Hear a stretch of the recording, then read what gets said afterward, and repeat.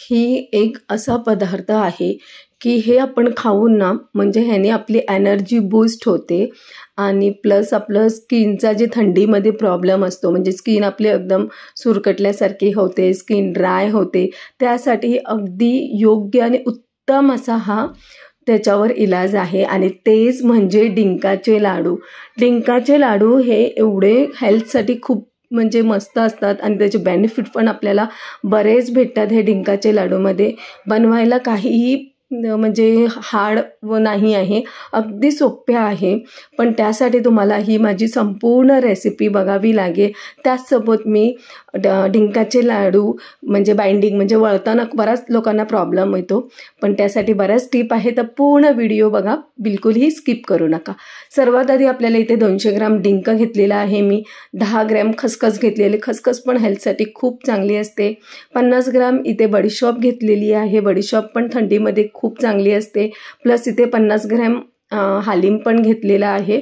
हालिम पण थंडीमध्ये खूप उपयोगी ठरतो. त्यानंतर मी इथे थोडीशी मनुका, 200 ग्रॅम काजू घेतलेले आहे. काजू मी 2 पार्टमध्ये डिवाईड करणार आहे. मनुका मी इथे 20 ग्रॅम घेतलेले आहे. बदाम पण इथे 200 ग्रॅम घेतलेले आहे. ते देखील आपल्याला इथे अर्धा म्हणजे 2 पार्टमध्ये इक्वली डिवाइड करा. इथे 20 ग्रॅम मी भोपळ्याच्या ज्या आपल्या बी असतात ते घेतलेलं आहे. इथे पाव किलो खोबरं घेतलेलं आहे. पाव किलो साधारणतः 3 वाट्या होत्या ह्या. आणि 300 ते 400 ग्रॅम इथे मी गूळ घेतलेलं. गूळचं प्रमाण थोडंसं कमी जास्त झालं ना तरी काही प्रॉब्लेम नाही आहे. हे सगळं साहित्य ह्या लाडूमध्ये घालणं खूप गरजेचं आहे. आणि इथे मेन म्हणजे अर्धा किलो खारीक घेतलेलं आहे. खारीक म्हणजे त्यातली बी काढून मी छोटे तुकडे करून घेतलेले आहे. आणि हे सगळे साहित्य ह्या लाडूमध्ये घालणं अत्यंत आवश्यक आहे. खूप म्हणजे मस्त असे हे लाडू बनतात. आणि सर्वात आधी आपल्याला इथे डिंक तुपामध्ये तळून घ्यायचं आहे. इथे 4-5 चमचे तूप गरम करायचं आहे किंवा 2-3 चमचे केलं तर हे जास्त तळण्यासाठी जास्त तूप नाही लागत आणि पटकन असं होतं. पण मेन हे म्हणजे लक्षात ठेवायचं आहे की आपल्याला इथे गॅसचं जे फ्लेम आहे अगदी स्लो गॅसवरच हे आपल्याला डिंक जे आहे ना ते परतून घ्यायचं. हे बघा, तुम्ही बघू शकता की मस्त इथे फुलून आलेलं आहे. त्यानंतर आपल्याला त्याच कढईमध्ये 3-4 चमचे तूप घालून घ्यायचं आहे. आणि जे आपण सुकं खोबरं इथे मी किसून घेतलेलं आहे. तुम्ही डेसिकेटेड कोकोनट जे मार्केटमध्ये इझिली भेटतं ना अवेलेबल ते घातलं तरी हरकत नाही. पण हे सुकं खोबरं जे आपण घरात किसून जे घालतो ना त्याची टेस्ट थोडी वेगळी असते आणि खूप छान लागतात हे लाडू. त्यामुळे मी हेच खोबरं घेतलेलं आहे. साधारणतः पाव किलोला हे 3 वाट्या झालेलं आहे. खरपूस असं हे आपल्याला इथे भाजून घ्यायचं आहे. आणि हे देखील आपल्याला मंद आचेवर भाजून घ्यायचं आहे. जास्त वेळ नाही लागत, 1-4-5 मिनिटामध्ये हे पटकन असं खरपूस असं भाजून रेडी होतं. आणि मी पुन्हा सांगते, परफेक्ट लाडू जर बनवायचे असतील ना तर कुठेही व्हिडिओ स्किप करू नका. पूर्ण रेसिपी तुम्ही बघा, जेणेकरून तुमचे देखील परफेक्ट लाडू बनतील. आणि जे बाइंडिंगला प्रॉब्लेम येतो तो बिलकुलही येणार नाही तुम्हाला म्हणजे लाडू वळताना. त्यासाठी एक टीप आहे, तर तुम्ही ती नक्की बघा आणि त्यासाठी पूर्ण व्हिडिओ बघत राहा. त्यानंतर जे आपण खारीक आहे ते भाजताना तूप नाही घालायचं, सुक्केच आपल्याला हे भाजून घ्यायचं. हे खारीक भाजताना ना थोडा वेळ लागतो. मी ते थोडे घेऊन भाजते आहे. ते भाजायला वेळ लागतो. तोपर्यंत मी थोडेसे ड्रायफ्रूट जे आपण काजू आणि बदाम अर्धे केलेले ना ते अर्धे आपल्याला इथे छोटे तुकडे करून घ्यायचे आहे. सगळे नाही, जे मी 2 इक्वली पार्टमध्ये डिवाईड केलेले आहे ना ते आपल्याला दोन्ही अर्धे आपल्याला हे तुकडे करून घ्यायचं आहे. त्यानंतर खारीक देखील आपल्याला एकदम असं कडक होईपर्यंत त्याचा मॉइश्चर पूर्ण निघेपर्यंत आपल्याला हे बारीक गॅसवरच भाजून घ्यायचं. ह्याला जरा जास्त वेळ लागतो, एक 7-8 मिनटं तरी लागतातच. कारण कसं माहिती आहे, खारीकला लगेच खवटपणाचा वास येतो. प्लस ह्याच्यामध्ये खजूरला तुम्ही माहिती आहे मॉइश्चर खूप असतं आणि हेल्थसाठी तर केवढे थंडीमध्ये चांगले आहे तुम्हाला माहितीच आहे. जे आपल्याला बॉडी पेन वगैरे आहे त्यासाठी खजूर अतिउत्तम आहे. आणि हे जे लाडू आहे ना ते आपली एनर्जी बूस्ट करते, म्हणजे बूस्टिंग पॉवरचे हे लाडू आहेत. त्यामुळे नक्की ह्या हिवाळ्याच्या सीझनमध्ये बनवा. इथे खारीक भाजून झाल्यावर त्याच कढईमध्ये मी 2 चमचे तूप घातलेलं आहे. तूप देखील हे म्हणजे मी जास्त यूज नाही केलं. संपूर्ण लाडूमध्ये आपल्याला ना अर्धा किलो 400 ते 500 ग्रॅम इथे तूप लागलेलं आहे. हालिम आपल्याला जास्त वेळ भाजायचं नाही. हे भाजलं ना की तुम्हाला कळून येईल, कारण हे ना भाजलं की उडतं म्हणजे कढईमधून असं उडायला लागतं. आणि इथपर्यंत जर रेसिपी बघितली असेल तर नक्की चॅनलला लाईक, शेअर आणि सबस्क्राईब करायला मात्र विसरू नका. आणि हे कसं हालीम नाही, पटकन म्हणजे भाजून होतं. हे बघा, त्याचा हलकासा कलर चेंज होतो, जास्त इथे भाजायचं नाही आहे. त्यानंतर खसखस आपल्याला भाजून घ्यायची. खसखस भाजताना आपल्याला इथे तुपाचा वापर नाही करायचा आहे. हलकंसं खसखस देखील हलकंसं कलर चेंज होईपर्यंतच भाजायचं, म्हणजे अगदी व्हाईट असतं ते अगदी थोडंसं क्रीमिश कलर येईपर्यंत भाजून घ्यायचं. त्यानंतर मी ह्याच्यामध्ये बडीशॉप देखील हे भाजून घेतलेलं आहे. भाजून घेताना गॅसचा फ्लेम, मी पुन्हा सांगते, गॅसचा फ्लेम अगदी स्लो ठेवायचा आहे. फास्ट ठेवलं ना तर हे जे साहित्य आहे ते जास्त जळलं जाईल आणि त्याची टेस्ट तुम्हाला लाडूमध्ये अशी म्हणजे कडवट लागेल. त्यामुळे बिलकुल हे गॅस फास्ट ठेवायचं नाही आहे. नंतर आपल्याला जे आपण अर्धे काजू आणि बदाम ठेवलेले आहेत ना वेगळे करून, ते देखील आपल्याला अगदी म्हणजे थोडंसं कडकपणा आणि मॉइश्चर निघेपर्यंत हे भाजून घ्यायचं आहे. इथे पण हे भाजताना तुपाचा वापर नाही करायचा आहे, भाजून घ्यायचं आहे. आणि हे लक्षात ठेवा, तुम्ही इथे तुपाचा वापर नाही केलेला आहे मी. त्यानंतर 3-4 चमचे तूप अजून गरम केलेलं आहे मी.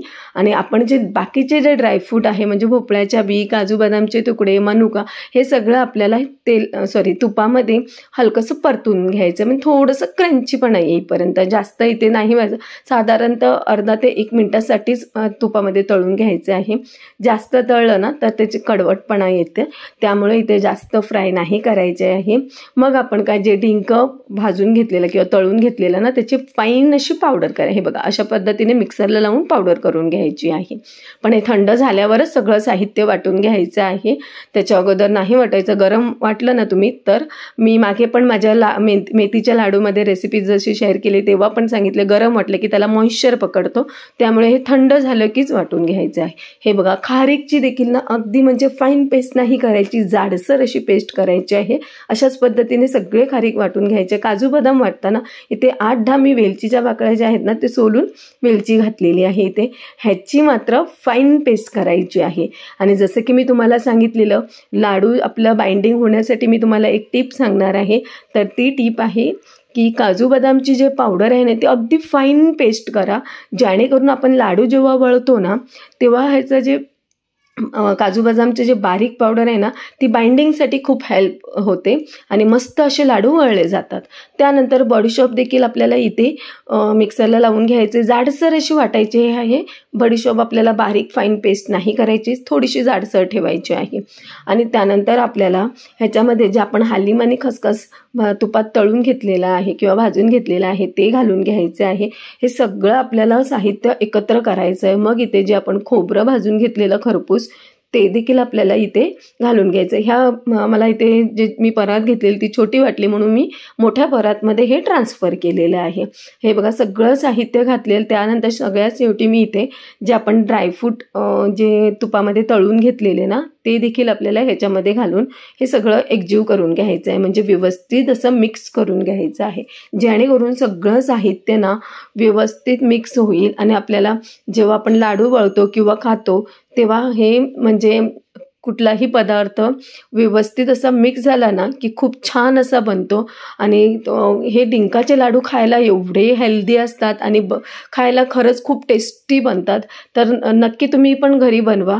हे बघा, व्यवस्थित हे मिक्स करून घ्यायचं आहे. पुन्हा मी एकदा सांगते की आपल्याला हे जे काही प्रोसेस आपण करतो किंवा हे करतो ना भाजतो ते स्लो गॅसवरच भाजायचं आहे. त्यानंतर पुन्हा इथे मी 1 वाटीभर तूप गरम केलेलं आहे. त्याच कढईमध्ये तूप गरम झालं की जे आपण गूळ घेतलेला आहे, गुळाचं प्रमाण तुम्ही कमी जास्त करू शकता, कारण काय माहिती थोड्यांना कमी गोड किंवा जास्त गोड आवडतं. इथे मी 300 ते 400 ग्रामपर्यंत गूळ घातलेला आहे.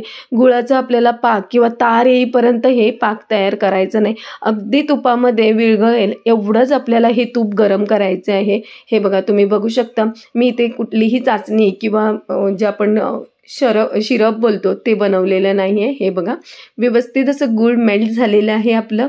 आणि हे गूळ मेल्ट झालं ना की थोडं गरम, म्हणजे थोडं नाही हलकंसं थंड झालं ना की आपल्याला ह्याच्यामध्ये लगेच ह्या लाडूमध्ये घालायचं आहे. थंड होण्याची वाट नाही बघायची आहे.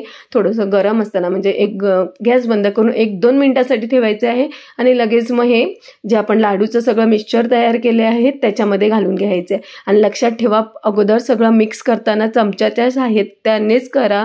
हे टिप समजा, कारण जर तुम्ही डायरेक्ट हाताने हे केलं ना तर हात तुमचा जळणार हे 100%. त्यामुळे तुम्हाला हे चमच्यानेच फिरवून एकजीव करून घ्यायचं आहे. आणि अगदीच म्हणजे हलकंसं कोमट असलं नाही मिश्रण की मग त्यानंतर आपल्याला हे हातामध्ये फिरवायचं. पण त्याआधी तुम्हाला हे चमच्यानेच फिरवायचं, कारण गूळ गरम झालेलं केवढा जोरात त्याचा चटका लागतो ना ते सगळ्यांनाच माहिती असेल. आणि त्यामुळे हे चमच्याने फिरवा. आता हे हलकंसं थंड झालेलं आहे त्यामुळे मी मेन म्हणजे तुम्हाला सांगते, कितीही तुम्ही चमच्याने फिरवलं ना तर हे टिप समजा हे हातानेच आपल्याला एकजीव, हातावर असं घासत आपल्याला हे एकजीव करून घ्यायचं आहे. जोपर्यंत हे सगळं एकजीव होत नाही किंवा व्यवस्थित मुरत नाही ना तोपर्यंत लाडूची टेस्ट चांगली लागणार नाही. कारण आपल्याला हे जर तुम्ही गूळ घालून व्यवस्थित एकजीव नाही केलं ना तर तुम्हाला कसं माहिती आहे, कुठे गोड लागेल, कुठल्याही एका घासाला गोड लागेल, कुठे कमी गोड लागेल. त्यामुळे हे हाताने पूर्ण व्यवस्थित असं, हे बघा मी जसं हाताने मळते ना तसं व्यवस्थित एकजीव करून घ्या. आणि आता मात्र तुम्ही लाडू वळून घ्या. इथे मी थोडेसे पिस्ताचे तुकडे घेतलेले आहे म्हणजे जेणेकरून अगदी म्हणजे टेम्पटिंग आणि अट्रॅक्टिव्ह असे आपले हे डिंकाचे लाडू दिसतात. हे ऑप्शनल आहे, घातलं तरी हरकत नाही किंवा तुमच्या आवडीनुसार इथे तुम्ही ड्रायफ्रूट घालू शकता. आणि हे बघा तुम्ही बघू शकता की ते इझिली हे बाइंड होत आहे. ह्याला वेळ नाही लागत, कारण जसं की आपण ह्याच्यामध्ये काजू बदामची पावडर फाईन करून घातलेली आहे ना, पटकन होतात हे वळून. त्यामुळे जास्त वेळ नाही लागत आहे, पटापट आपले हे लाडू रेडी होतात. आणि हे बघा तुम्ही बघू शकता किती मस्त असे आपले हे डिंकाचे लाडू बनत आहेत. आणि हे हलक्याशा हाताने असं दाबलं ना की थोडंसं त्याला लाडूचा आकार द्यायचा, असं गोल गोल फिरवत. आणि तुम्ही बघू शकता पटकन असं रेडी झालेले आहे. आणि मेन म्हणजे थंडीच्या सीझनमध्ये हे लाडू जर खाल्ले ना तर हेल्थसाठी खूप म्हणजे खूपच मस्त आणि खायला तर अप्रतिम असे लागतात. आणि हे म्हणजे स्किनचा जे थंडीमध्ये प्रॉब्लेम असतो ना, म्हणजे थंडीमध्ये आपली स्किन कशी ड्राय होते, पण हे डिंकाचे लाडू ना स्किनसाठी खूप चांगले असतात. प्लस ह्याने आपली एनर्जी पण बूस्ट होते आणि हेल्थसाठी खरंच खूप चांगले आहे. तर नक्की तुम्ही हे बनवा. हे बघा किती मस्त असे गोल मटोर झालेले आहे. इथे मी सगळेच लाडू बाइंडिंग नाही म्हणजे वळलेले नाही आहे. हे बघा थोडेसे इथे मी बनवून घेतलेले आहे, फक्त मला इथे तुम्हाला शूट करून दाखवायचं होतं म्हणून. हे बघा बाकीचे लाडू मी आता नंतर वळणार आहे. तर हे बघा किती मस्त असे झालेले आहे. आणि आजची ही माझी जर डिंकाच्या लाडवाची जर रेसिपी तुम्हाला आवडली असेल ना तर नक्की घरी बनवा. आणि तुम्ही देखील परफेक्ट असे पहिल्यांदा देखील बनवत असाल ना तर परफेक्ट असे हे लाडू बनणार. हे बघा किती मस्त असे झालेले आहे, कलरफुल आणि खूप टेम्पटिंग आणि खूप टेस्टी असे बनतात. आणि आजची रेसिपी आवडली असेल तर नक्की चॅनलला लाईक शेअर सबस्क्राईब करा. थँक्यू.